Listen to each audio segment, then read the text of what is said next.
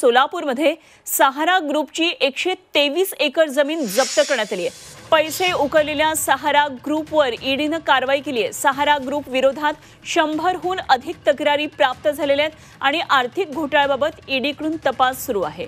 आलिशान घरांचं स्वप्न दाखवून सोलापुरातल्या अनेकांकडून पैसे उकळलेल्या सहारा ग्रुपची सोलापूरमध्ये 123 एकर जमीन सक्त वसुली संचालनालयानं म्हणजेच ईडीने जप्त केली आहे। सहारा ग्रुपच्या विरोधात 100हून अधिक तक्रारी मिळालेल्या आणि या प्रकरणामध्ये जिल्हाधिकारी कार्यालयानं 15 दिवसांपूर्वी सहारा कंपनी विरोधात आरआरसीसीची कारवाई सुरू केली आणि यामध्ये ईडीने सहारा ग्रुपची जमीन ताब्यात घेतल्यानं आता सोलापुरातल्या गुंतवणूकदारांमध्ये मोठी खळबळ उडाली आहे। सहारा समूहानं अवैधरित्या पैशांची फिरवाफिरवी करत नियोजित गृह प्रकल्पाची जागा ही बेनामी नावानं खरेदी केल्याचा ठपका ईडीने त्यांच्यावर ठेवलेला आहे। सहारा समूहानं केलेल्या आर्थिक घोटाळा प्रकरणामध्ये देशाच्या अनेक राज्यांमध्ये 500 पेक्षा जास्त गुन्हे पोलिसांमध्ये दाखल आहेत आणि यापैकी 300 गुन्हे हे मनी लॉन्ड्रिंगशी निगडित आहेत। त्यामुळे ईडीकडून या प्रकरणाचा आता तपास सुरू आहे।